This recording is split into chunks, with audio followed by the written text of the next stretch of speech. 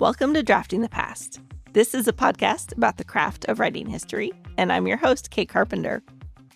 This is the 100th episode of Drafting the Past, which feels monumental to me. I am so grateful to everyone who has listened, who has joined me as a guest, and who has helped to spread the word about these interviews. Every time someone emails or comes up to me at a conference to tell me how the show has helped them, it feels incredible. I thought about shaking things up for the 100th episode, but in the end I decided that the best way to celebrate was to do what we do best here. A fascinating, inspiring conversation with a historian who thinks deeply about research and writing. This interview was a bit of a gift to myself, though, since I got to chat with one of my intellectual heroes for this one. For episode 100, I'm thrilled to welcome historian of science, Dr. Jessica Riskin. Well, thank you so much for inviting me. I'm really happy to be talking with you. Jessica is the Francis and Charles Field Professor of History at Stanford University. She's the author of 3 books and has edited 2 additional collections.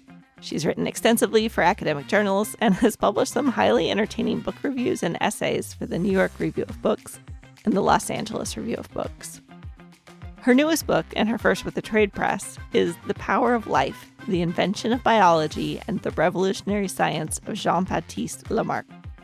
It's a biography of French naturalist Jean-Baptiste Lamarck, whose early theories of evolution have been discredited and ignored. But in this book, Jessica traces his life, restores his thinking, and shows not only that we have Lamarck all wrong, but also what we lose when we turn away from his expansive approach to science. It's an interesting subject, but in Jessica's hands, it transforms into a deeply engaging, witty, surprising, fascinating read. I've been recommending it to people right and left since I finished it.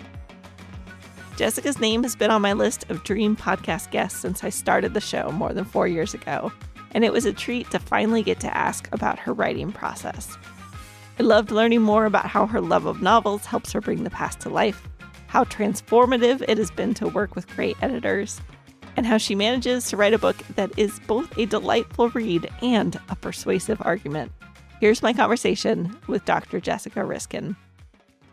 I've been writing for a really long time, but I've only recently, pretty recently, started trying to write for a more general audience. So I've been doing academic writing, since the 1990s in grad school. And I think I always was interested in trying to write in a way that would be compelling and accessible and not too jargony and so on.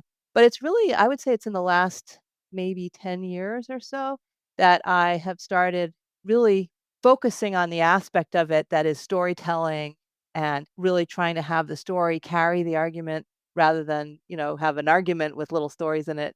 I think it's partly from I started writing for the New York Review of Books, review essays, and other venues, the LA Review of Books and places like that, which are, not, I guess it's not super mainstream, but it's still kind of beyond the academic world. And I discovered that I really love doing that kind of writing. It's actually a lot more fun, I think. Storytelling is kind of the essence of historical scholarship, and it seems to me anyway. And the funny thing is I've been saying that to my students for such a long time. I've been saying to them the heart of historical scholarship is storytelling, and then it's only recently that I really kind of took that to heart and really and one other thing I'll say about it is that I am a great lover of novels. I read a lot of novels, and I sort of can't get through the day without having a novel in progress, And so I think partly the reason why it's more fun to write in a narrative way, it feels to me more like the experience of reading a novel, writing in a kind of novelistic narrative way. So yeah, I've arrived at that fairly recently. What does your writing practice look like? When and where do you like to write? Well, one thing is that I am a night owl. I think really I would love to be somebody who gets up at dawn. And, I have this fantasy of getting up at dawn and making a cup of tea and sitting down in the early morning and everything is calm. And I will never be able to do that. I can do that if I have like 9 hours of jet lag from, flying back to California from Paris. Then I can do that for a day or two. But basically, I'm a night owl. So I tend to write in the afternoon and evening and even late into the night. I think most of my PhD dissertation was written between like 9 p.m. and 3 a.m. So maybe going along with that is that I really have to be not quite in pajamas, but almost in pajamas. I have to be in really comfortable clothes and I have to be able to be all curled up and like not in a public setting. I can't really compose text in a public setting or, in formal clothes or anything like that. And then beyond that, I think what I do now, I'm not sure. I think I used to do things in a more organized way. So I would have sort of an outline and I would, go methodically through my outline or at least something closer to that. And nowadays, I just find myself jumping in someplace where I have a scene or an idea of a vignette or something, a small part of the story. I jump into that and start writing that.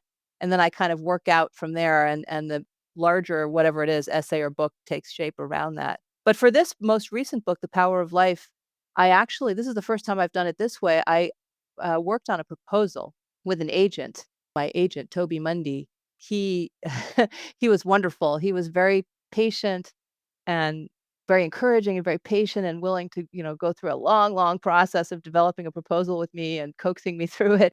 And so I developed a proposal that was sort of like the book in miniature. It was like, I'm not sure how long it was in words. It was like maybe 50 or 60 pages, single spaced, Wow. of text with all the descriptions of all the chapters and everything.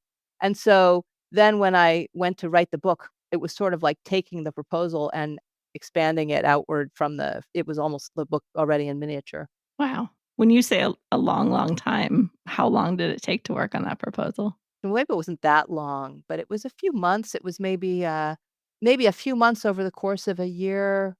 We would sort of work on it intensively, and then I would get distracted by other things, or it would take a while for us to get back to each other. And yeah, but it was a pretty long process when I think about it. I gave him an initial version of it that he sort of politely said, "Yeah, this isn't gonna, this won't work." And so I kind of, sulked about that for a few days, and then went back to the drawing board. And I think at that point, I also showed it to my son, who is now a grad student in history, which is sort of lovely. And he reads everything. I show him everything now. And so I got the message back from Toby, my agent, that he didn't think that wasn't gonna work well, the first version, and I was sort of in a grouchy about it, and I showed it to Oliver, my son, and he read it, and he said, "I think he has a point." And so, yeah, the feedback is also a really important part of my process, and I always tell my students this also, that nobody can write without help. You need feedback, you need people reading and commenting on drafts, and I really encourage, I think sometimes, especially undergraduates are worried, that it might be cheating. It's the opposite of cheating. You should always show everything, show it to your friends, your roommates, whoever you can get to read and respond. For me, that's essential. Besides Oliver and your agent, are there regular people that you look to for feedback, or does it just depend? Oh my gosh. Well, at all levels. So actually, I'm really lucky that all of my whole immediate family are people who, like my husband, Chris, reads everything. My mother is a literary scholar, Myra Jalen, her name is. And I come from an academic family. So my father, Carl Riskin, is an economist and a good writer. Both of them I show them everything. My daughter, Madeline, is now a graduate student in classics studying. She's a linguist. She studies ancient languages and modern languages. So all my immediate family, that might be sort of unusual, I think. But then beyond that, with this book, it was not peer reviewed. And so because, it's Riverhead Books, which is Penguin Random House. So trade presses don't do peer review. For me, that was a bit terrifying. Everything I've ever published has been very peer reviewed, and I did not want to go out into the world with a non-peer reviewed book. So I actually wrote to like 15 colleagues, friends, colleagues. Some of them were people that I didn't know yet. I just knew them by their work. And I said, "Would you read my manuscript?" And extraordinarily, all of them did at least part of it. A few of them did the whole thing. So, yeah, I have a colleague in Paris, Pietro Corsi, who's a Lamarck scholar who read every word of it. Another historian, Richard Burkhardt, Chip Burkhardt, read every word of the manuscript. Ludmila Jordanova, I didn't know her at all, and she not only she read the manuscript, but she invited me to come speak at Durham, where she teaches, and stay in her house, and she hosted me for a few days, and she's now become a good friend. So, yeah, really, I've been incredibly lucky in family, friends, colleagues. My colleagues at Stanford also, friends and colleagues there. Yeah, so I've been very lucky. Now, are you a person who likes to write every day, or do you have sort of phases where you're focused on writing and others where it's less of a priority? Oh, if only I could write every day. I mean, the problem is that it's very hard for me to generate new text while teaching because teaching is so absorbing and it's such a continual the rhythm of it, is sort of unremitting during a quarter when I'm teaching. I find that I mostly am able to write in the summer in my non-teaching quarter because we have a quarter system at Stanford, so that's I teach 2 of the 3 quarters. In the 3rd quarter, I'm still around and, doing supervisions and going to meetings and stuff, but I'm not teaching scheduled courses. So that I can carve out time to write. And then what I can do while teaching is I can sort of go over things that are already underway. I can revise, I can respond to people's comments, I can tinker. I can do that kind of work, but actual original writing, I need more mental calm. So that's more kind of summers and non-teaching quarters and sabbaticals and things like that. How do you see the relationship between your research and your writing? Is there a point in research where you start writing, or are they always intertwined? I think they're intertwined somewhat. I have trouble thinking without writing. So if I'm doing research, I mean, I'm doing research in order to think about it and what it means and what I might do with the various things I'm finding. I kind of need to start writing. So I would say it's sort of a back and forth between research and writing. I'm always engaged in some combination of the two. How do you like to organize your research? Are there tools that you use? Oh gosh, I think I am very old school in that regard. So I know people have all kinds of programs that they use, and I use Microsoft Word. I really like databases and things like that. I have made little attempts, but I think that people get so at least I have gotten so entrenched in my ways of doing things that it would be very hard to shift. So I'm super careful about notes as I go along because I think that people who use database programs, they sort of do the notes for you, so you don't really have to worry about it. But for me, I have to make absolutely sure that everything is perfect I keep a running bibliography and notes as I go along. And I have this system where I use Chicago Manual of Style, the format of bibliography and notes. So I have the exact same format in every note, the short format citation in every single note, and then the long format citation in this running bibliography that I keep. And then what that means is that things don't get tangled up. If I move blocks of text around, if you have an initial note that has the full information in it, then all your other notes refer back to that. That if you move blocks of text around, everything gets messed up. So I don't do that. I just have the same. That may be more than you wanted to know about how I get No, around, no, get by without using a database. that's fantastic. I love to hear everyone's nitty-gritty details, and I know that the listeners do too. What does revision look like for you? I think I'm getting the impression just talking to you about my own process that in fact there aren't really all the phases of it are kind of mixed together. So the research and the writing are kind of mixed together, but then the writing and the revising are also mixed together because I'm always churning and I'm always revising. But it's true that at a certain point, so maybe it has to do with printing. At a certain point, the text stabilizes enough. I'm kind of writing and revising and writing and revising and writing and revising, but then the text stabilizes enough that I am ready to print it out and sit down with it. Usually it has to lie fallow for at least a few hours or something. I've got to get my mind away from it enough. And then, sit down with just the printout and a pen. I have these erasable pens, friction markers that I like to use, those bright colored erasable pen, and go through it with that. And I see it very differently on paper than on the screen. So I do think that printing is essential. And maybe for me, the revisions are, those moments of printing and going over it with a bright colored pen. And then also when I get feedback from people, when I send it to people and get feedback from them, that's another way of marking a kind of revision. So the writing and the revising are all one and the same thing, but then it's punctuated by these moments of real revision when either I print or I send out for feedback to a friend or colleague and get that back and work through it. How does the process of writing and working look different when you're, say, writing for New York Review of Books or an outlet like that versus working on a book? Well, the New York Review of Books has been a revelation to me, I have to say. I have never had editing like I have there. I really wish that the editors at the New York Review of Books would edit every single thing I ever write. They're just incredible. I mean, they're these extraordinary people, very erudite and very smart and kind of broad thinking, deep thinking and broad thinking both somehow. They're very young. The people I've worked with there are extremely young, which I wouldn't have known. There's like a new generation that have taken the place over. My main editor there when I first started out was a guy named Andrew Katzenstein, who's really an incredible writer and editor and thinker. And he's left the review now, and now I'm working with an equally incredible person, Max Nelson. But then there's one main person, but then there are like 2 or 3 other people who read each thing, and they all comment on it. So the marginal comments become really interesting conversations among all of these people. I would say 2 or 3 or sometimes 4 other people. Well, altogether, 2 or 3 or even 4 people altogether, edit, and it goes through a number of major revisions each time, and the results are always just it has a huge effect on the essay that comes out. It's much better, much, conceptually much stronger, and in terms of just the artistry of it, I think the elegance of it is largely thanks to this editorial process. They're really tremendous. That's So fantastic. that's been a revelation. I've never had that anywhere else, I don't think.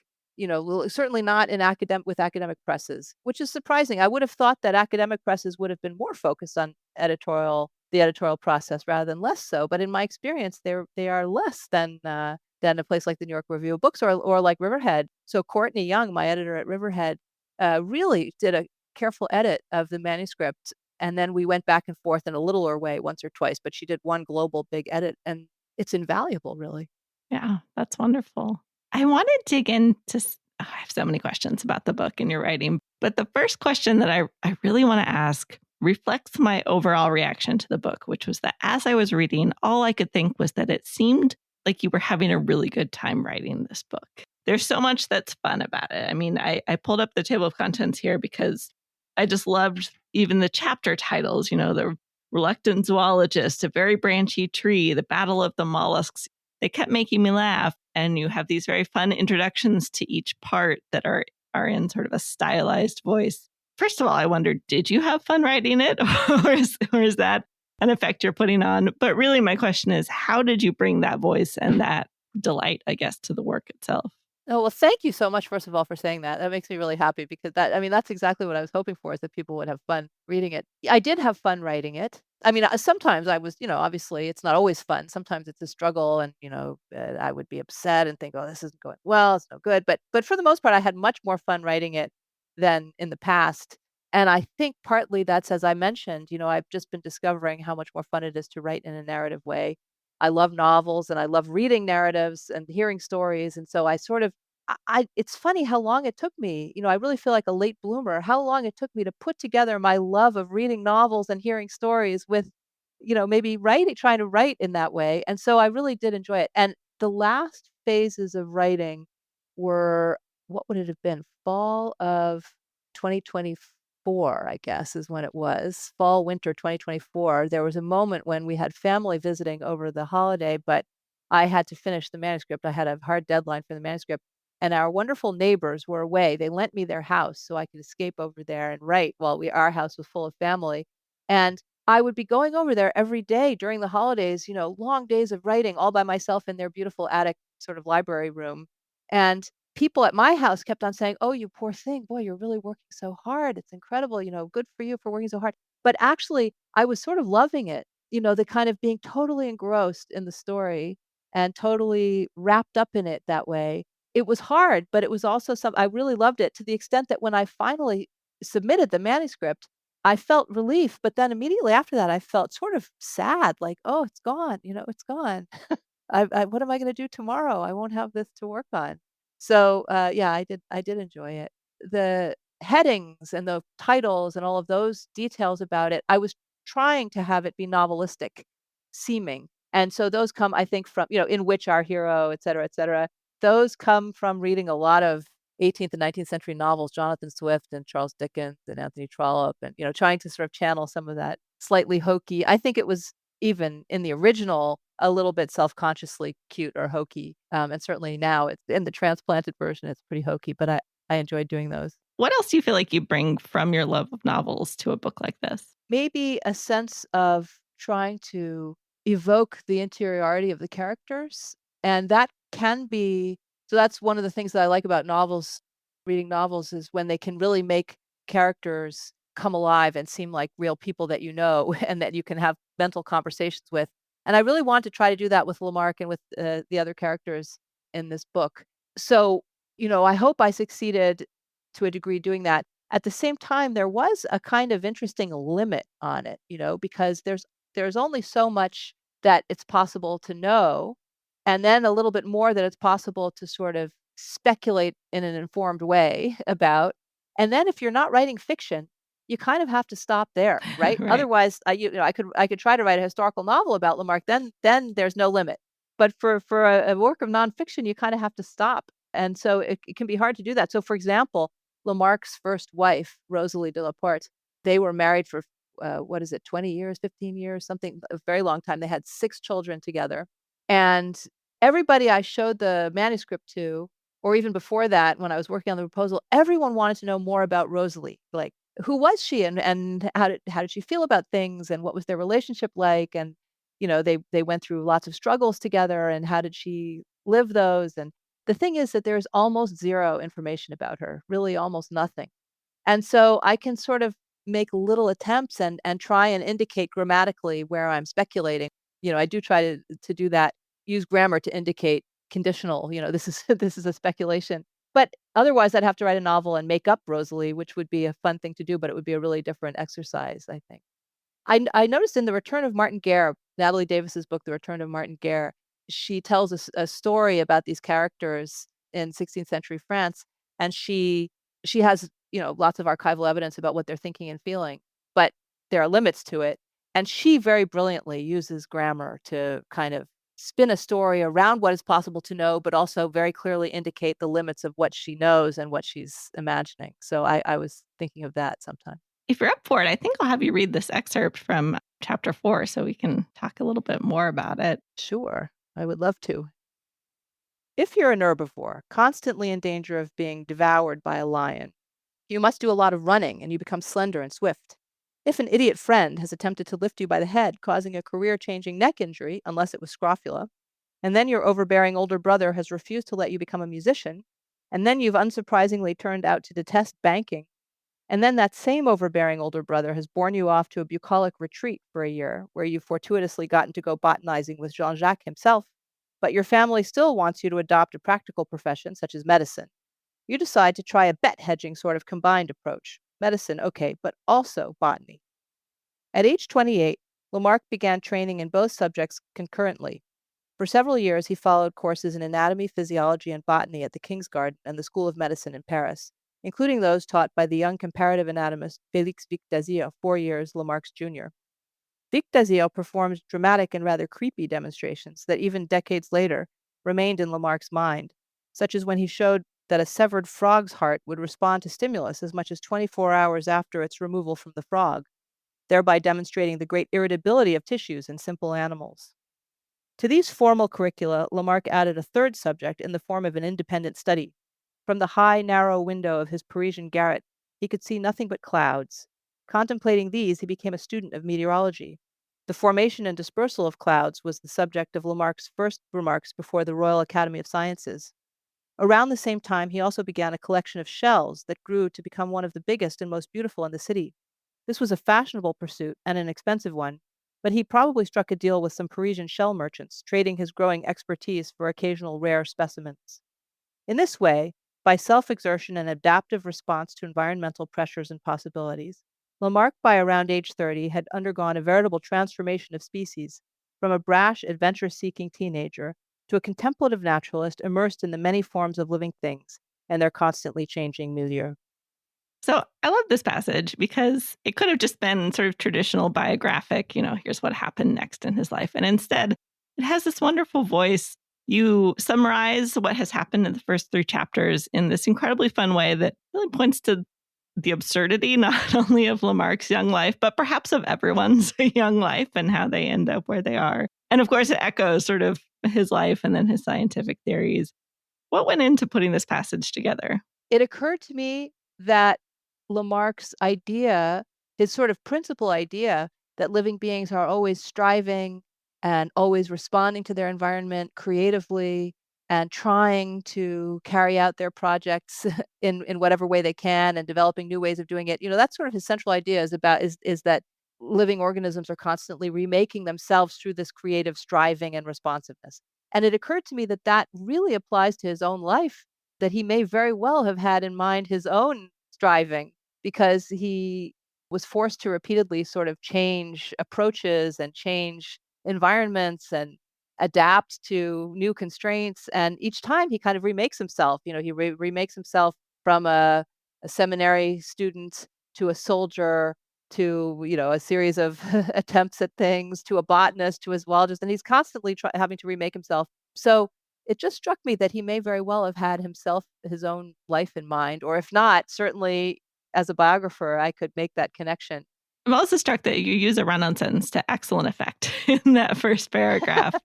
Yeah, that's a very long sentence. It is, and it's wonderfully comedic. And do those sort of things come out naturally as you're writing, or do you think about them more consciously? I think that one just I don't think I did think about it very hard. I think that one just sort of happened. If you get into a kind of narrative rhythm sometimes or a voice, that can kind of take over. The book involved a lot of rewriting and a lot of editing. It's not like it just came out in one flow, but little bits like that, sometimes I think that one did come more just as on a roll. I have to say that one of the things I really love about this book also strikes me as potentially one of the hardest things about writing it, which is that you have this beautiful central narrative that is so engaging, so easy to read.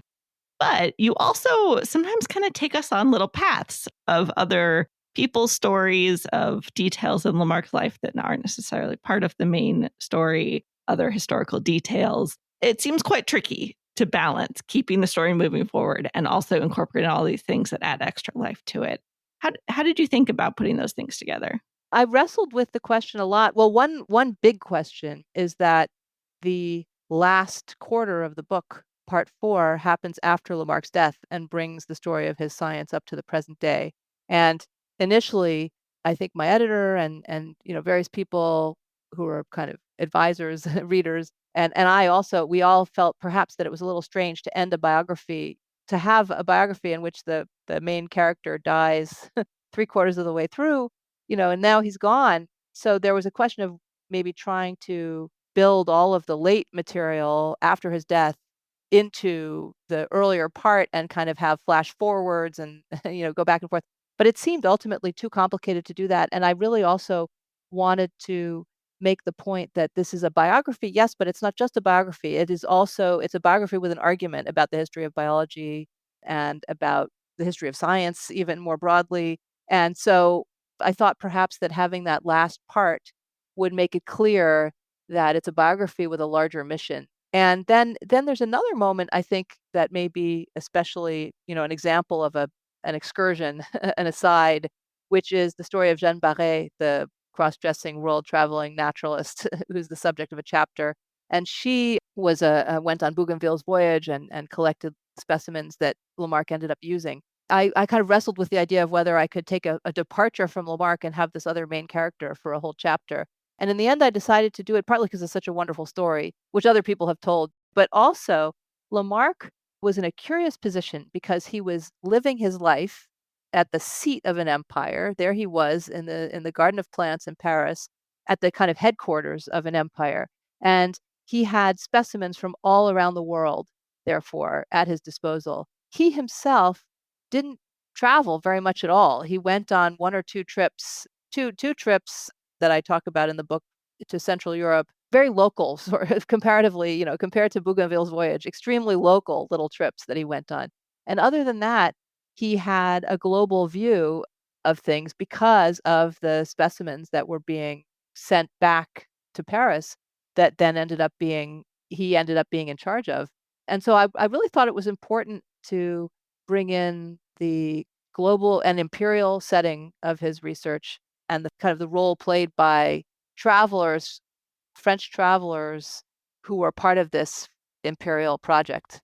I also want to ask about structure, that it's a chronological story for the most part. It's a biography and they tend to be chronological. Every once in a while you kind of get a little slippery with time in a fun way, especially if you maybe introduce a side character. We kind of slip into the future for a second to find out what happens to them down the road, and then we come back to the story. I also wondered how you thought about that structure. Did you map that all out? Did it just kind of come out that way?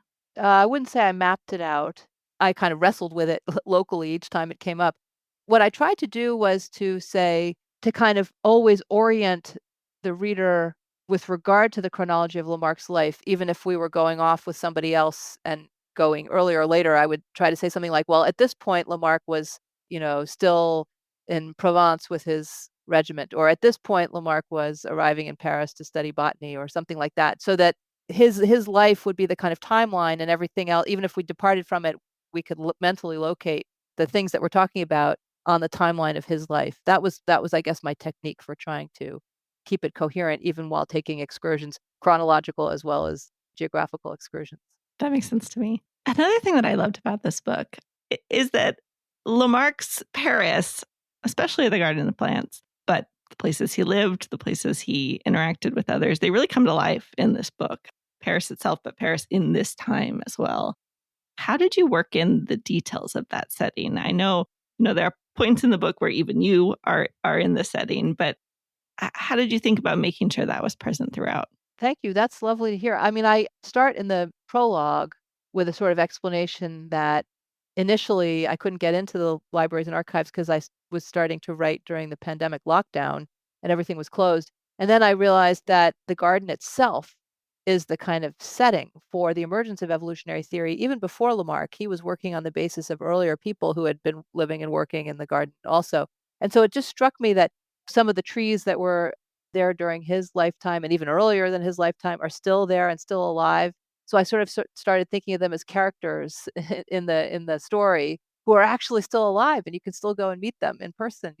And so I tried to think of that setting. That, I think, led me to imagine the whole story kind of unfolding in a setting, in a particular setting. It doesn't all take place in the garden, but the garden is the kind of headquarters of it. It's the nexus of the story, and that helped me to. And it's a place that I really love. It's very beautiful. It's very fascinating. Now it has all kinds of personal memories for me because my kids have grown up partly going there, and so it helped me to sort of be imagining myself into a particular setting and then taking again excursions from there. I think that's part of it, and part of it also, again, thinking novelistically. I wanted to call the book actually by the title that Lamarck had in the Museum of Natural History that was established during the French Revolution. This is how he made his transition from botany to zoology, is that rather than being assigned a chair in botany, which is what he wanted, the Revolutionary Committee in charge of this reorganization assigned him the professorship in insects and worms. And so he had to become a zoologist of insects and worms at age 50, remake himself. Again, the creative striving and adjustment to environment. I thought that The Professor of Insects and Worms would be such a great title, and it would sound like a novel and everything, but I was, persuaded that it wasn't a good idea. So, "The Power of Life" is his own phrase, at least. I'm borrowing the phrase from him. Anyway, so I was thinking that novelistically the whole time, and I think that led me to try and imagine each event taking place, what it would feel like, what it would look like, what people's emotions would be. When you were going through sources, did you specifically look for details that would help you establish place? I'm especially thinking about describing Lamarck and his family's various residences, which really Oh, I did. came to life for me. I did. And, oh, I have a funny story about this, except that I'm not sure I can remember all the particular details. I was trying to tell the story of Lamarck's encounter with Napoleon, the famous story that was told by Arago, the astronomer and physicist, who was a young man present for this encounter where Lamarck tries to present his zoological philosophy, his magnum opus, to Napoleon, and Napoleon snubs him publicly and, sort of reduces him to tears of humiliation. And this is a story that Arago told and then has been retold a couple of times. And people have told it as taking place on a cold day in a salon of the Tuileries Palace on a cold day. When I was looking, I could not find any evidence. How do we know that it was a cold day? And so I first had to find out what day it was. And I did that by going through the records of the institute, the National Institute. I managed to figure out what day. It took some searching because there are various different meetings, but I found what day it was. It was a November day in 1809. And then I wanted to find out what was the weather on this day in 1809. And I was trying and trying various means of figuring it out. And then I gave up in frustration. I was actually sitting on a bench in Oxford with my husband in a park. We were visiting our daughter who was getting set up in Oxford to study there. Anyway, we just happened to be sitting on a park bench in Oxford, England, And I said to him, I can't figure out what the weather was on November, whatever it was, 3rd, 1809. I have no idea what the weather in Paris was. I can't figure it out. I'm going to the bathroom. And I went to the bathroom. And when I came back from the bathroom, Chris was there on his phone. He's like, I found it. I found it. And he had found the weather in Paris on that day by looking in, was it it was one of the Paris newspapers that reported the weather every day, reported the weather of the previous day. And so he had found it sitting on a park bench in Oxford. It's kind of incredible what the internet, I mean, there are all kinds of bad things that it has brought us, but that is kind of an extraordinary thing that sitting on a park bench in Oxford in 2024, you can find out the weather on November 3rd, 1809 in Paris. That is extraordinary. I wondered, this is your first biography. Sometimes historians can feel a little complicated about biography. How did you think about your approach to writing a biography? Complicated how? I mean, I guess one occupational hazard is the danger of falling in love with your subject. And I was worried about that on the one hand, but at the same time, I do admire Lamarck. I think his approach to biology and his version of evolutionary theory is one that is much richer and more complex than the mainstream one that took hold by the turn of the 20th century and has been sort of maligned. So it is, in a sense, explicitly about recovering historically and also I hope scientifically giving a kind of historical background to people who want to also scientifically recover some of his ideas and approaches. So on some level, I was on some level explicitly engaged in that work that has a kind of normative component to it. I wasn't pretending to be objective or neutral in any way. So I suppose that's one element of it. Because the book ends, the last sentence of the book, spoiler alert, the last sentence of the book is Lamarck was right. And that is taking a stand, and so I did realize, okay, I'm taking a stand in this book. I'm not doing the kind of dispassionate, neutral historian stance. And in fact, I would say that part of what I'm interested in about Lamarck's model of science is the way in which he and others, I mean, I think Darwin made the same assumption, the assumption that interpretation is built in to knowledge, that all knowledge is interpretive, that we are drawing on a kind of mixture of philosophical and humanistic and literary and aesthetic and creative and empirical understanding. Lamarck, I mean, he identified over 6,000 species. He was deeply involved in a very technical kind of taxonomic work, but he also was writing philosophically and lyrically. And so that kind of mixture of approaches it's very different from the model of science that took hold around the turn of the 20th century, according to which science is meant to be objective and dispassionate and somehow a view from nowhere. And I reject that model, I think. It's not possible. You can't be objective. There's no such thing as objectivity in that sense.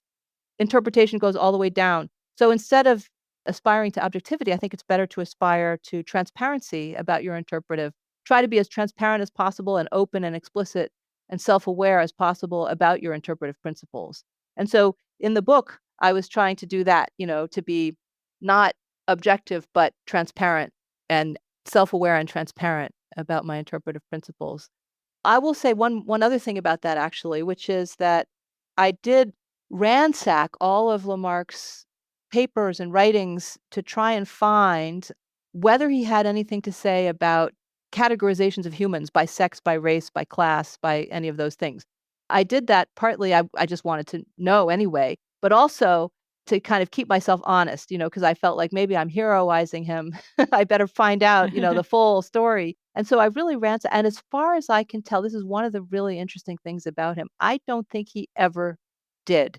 He never categorized humans by any of those hierarchical categories, by class, by race, by sex, by anything, which is quite striking given, first of all, that he devoted a lot of his career to taxonomy. He was always taxonomizing invertebrates. He was very interested in taxonomy. And everybody all around him was heavily engaged in doing just that, in arranging humans hierarchically by category. Everyone around him. So the fact that he never did it, to me, is really striking. On the contrary, when he talks about human beings, he does it in a kind of universalizing way between sexes, between races. I mean, he kind of universalizes in his comments about humans. And I think that, I don't know, I connect it with the fact that his theory of living beings, including human beings, is the opposite of reductive. It is not a reductive theory. It's about creative and self-transforming possibility, you know. And even with non-human living beings, he ends up with not with a strict hierarchy, but with a very branchy, you mentioned the title of the very branchy tree, this kind of outward branching structure where you have differences between species in which neither one is higher or lower. So I associate the fact that he didn't rank humans with the non-reductive nature, fundamental nature of his theory. I was thinking about something you said early, which was the sort of the idea of transitioning from an approach to writing history where you have a central argument with stories attached to it versus telling a central story that communicates an argument. Your argument is very clear in this book, and yet no reader would feel, I think, that they're ever being lectured about what your central argument is. Did you have to work to make it feel that way? How did you keep yourself focused on narrative with argument sort of in the analysis of that narrative? Yeah, no, I really did. I mean, I really wanted the story to carry the argument, the story of Lamarck's life. And then after he died, in part 4, it was a little harder because he's gone. So the through line of the story is gone. So then I had to do it in individual stories. But I really throughout, I really wanted the story of Lamarck and his science to carry the argument about the way that this particular narrow reductive model of living beings has taken a stranglehold of science, over the last almost 200 years. That was my goal. That was my overarching goal. And I suppose I'm trying to think how I know it was a struggle to do it, but I'm not sure exactly I can explain how I did it. I think anytime I felt myself lapsing into the kind of standard academic, I argue that type of thing, or now we have seen that, and now we will. Each time I found myself lapsing into that kind of thing, I would sort of try to take it out and figure out some way of conveying it via the narrative. And I guess it was both a struggle to do it, but also a pleasure because again, it's so much more fun. It really is more fun to do it that way. I think it's more fun in the writing as well as in the reading. But it's hard it's a little ineffable. It feels a little ineffable to describe how I guess being very hyper aware of the goal so that you have to keep returning to it each time you deviate. Well, I have just a couple of more questions for you. The first is I'm curious what the best writing advice you've ever gotten is, or perhaps the most influential writing advice. Maybe right before you're ready?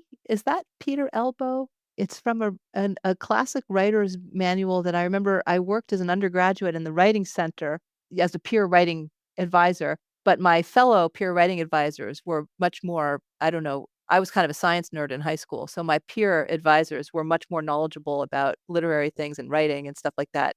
So one of them was a great partisan of Peter Elbow, but I can't remember if it came from that manual. But the slogan was "Right before you're ready," and I think that that is a important. You're never ready. You will never be ready, right? I mean, you can, do years of research, and it still feels like, oh, there's so much I don't know, and I'm not sure. And that's the thing of it is that you never do get. The only way to be ready is by doing it. To me, anyway. As I say, I can only think by writing. So I just have to. You'd have to jump in and start and for me anyway, once I've jumped in and started, things become much more clear that prospectively I couldn't have thought through. I have to think them through in the doing. So I guess maybe that slogan, right before you're ready, would be the most influential piece of advice I've had. Absolutely. And maybe another one, actually, I'll just add one more, which is, and I can't remember who told me this, but somebody, when I first started trying to write for trade presses, said you should have in mind a college sophomore. And that was enormously helpful to me because I know a lot of college sophomores. I teach them annually, not just sophomores, but Stanford undergraduates in general are great to have in mind because as the audience, to have an audience in mind while you're writing. I'll say this is even more important advice than right before you're ready, because having a particular audience in mind while you're writing really helps to not be obscure. You imagine you write something and you imagine this particular student or group of students. Are they going to understand what that means? Are they going to find that interesting? Are they going to be compelled enough to turn the page? Maybe not. And Stanford undergrads are perfect. They're very smart. They're very curious. They're very kind of open-minded and broad thinking, but they're not expert in anything yet. So jargon is not going to work. And so that's been really a good thing to have in mind, my students. And I would say that when my two children became kind of college student age, now they're grad students, but at the point at which they became kind of college student age, it was even more vivid, to have them in mind because I really wanted them to be able to read and appreciate and be interested in what I was writing. And so I really had them very present, very vividly apparent to my mind's eye and mind's ear when I was writing. That's fantastic. Are there any books you've read recently that you have recommended? I'm always very appreciative again of books that have a story that carries the argument. One example of that, but it's not recently, it's maybe it's 15 years old or something like that now, but my friend Ken Alder's book, The Measure of All Things, which is, I don't know if you know that book, it's about the metric system. It's about during the French Revolution, the revolutionary regime wanted to define a meter. I mean, they wanted to establish the metric system, but at the heart of that, they wanted to define the length of a meter, and they wanted that to be a natural measure. And so they sent out these two astronomers to go surveying. They wanted to make it be some fraction of was it a 10 millionth of the meridian that goes through Paris from the equator to the pole. And so they send these astronomers to go surveying arcs of the meridian, surveying the meridian, but they're traveling through what becomes enemy territory unbeknownst to them. And it's a sort of crazy story. I mean, the idea that you could have a natural measure when, of course, it's a convention is already a kind of crazy idea. So Ken tells this story very beautifully. I mean, it's very hilarious and farcical, and also very much about the real emotions of these poor people who are, have this almost actually impossible task that's fraught by political changes and things. And then, so the story is very fun and wonderful, but then the argument that it carries is about the idea of of an objective measure and the kind of impossibility of that. It's sort of the argument is what I was just saying before, that all knowledge is interpretive, that all science is a social construction, but not in the sense that that means that anything goes, simply in the sense that you can't eliminate the social dimension of it. So it's not a relativist argument, but it is an argument about the constructedness of scientific knowledge. I think it's that's beautifully done, The Measure of All Things. And in general, I mean, I mentioned Natalie Davis's book, The Return of Martin Guerre, and I love Carlo Ginzburg's The Cheese and the Worms.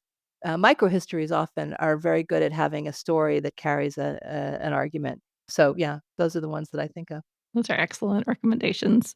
Before I let you go, because I am hopelessly nosy, I have to ask, are you working on another project? Will there be more narrative in your future? Yes, well, I'm just starting to think my way into a next project, but actually the problem I'm having is that it's not obvious how to do it as a story, and I really am now attached to this idea of writing stories. So what I'd like to write about is something I sort of mentioned a few minutes ago, which is the divorce between between science and the humanities, basically. It seems to me that in the period of Lamarck and through Darwin, through the 19th century, it was possible to do a kind of science that was also philosophy and also literature and creative and aesthetic and all of those things together, a kind of more integral way of knowing the world. And Darwin, I'll just say, because we've been talking about Lamarck, but Darwin was an absolutely beautiful writer. I think he was a beautiful. The Origin of Species is a extremely beautiful text, and I think that literature was the medium of Darwin's science. It wasn't just that he had his ideas and then he put them into writing, but that writing was the medium really of the science itself. So that's true. He died in 1882. So, that's true all the way through the end of the 19th century. And then around the turn of the 19th to the 20th century, you have this rift between science and every other people promulgating the idea. Many of them were neo-Darwinists who were offering this kind of revised version of Darwinism, according to which the living world is kind of passive machinery and science is the engineering account of passive mechanical parts. So people like August Weismann and Herbert Spencer and T.H. Huxley, in the promulgation of this view of evolution, they're also promulgating a view of science as absolutely distinct from anything humanistic or creative. And I think there's a whole politics to that, which is really interesting.